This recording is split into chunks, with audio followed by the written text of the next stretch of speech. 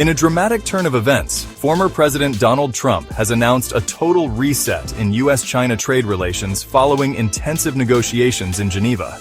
The talks, led by U.S. Treasury Secretary Scott Bessent and Chinese Vice Premier He Lifeng, aimed to de-escalate a trade war marked by steep tariffs and economic uncertainty.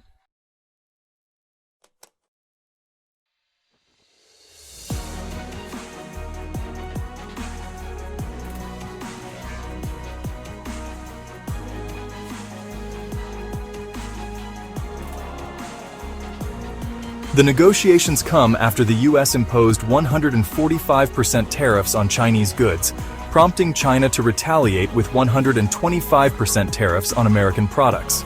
These measures have disrupted global markets and strained bilateral relations.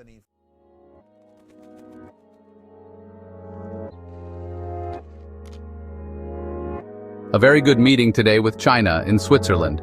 Many things discussed, much agreed to. A total reset negotiated in a friendly but constructive manner. While no formal agreement has been signed, both sides have expressed optimism. The U.S. is considering reducing tariffs to 80%, and China has shown willingness to open its markets to American businesses.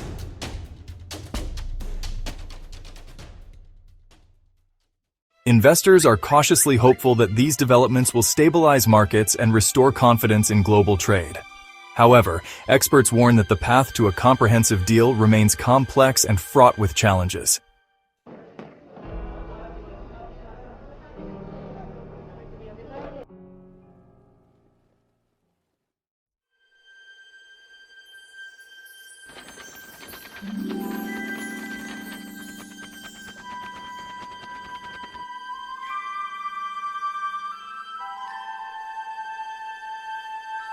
As talks continue, the world watches closely, hopeful that this total reset marks the beginning of a new chapter in U.S.-China relations.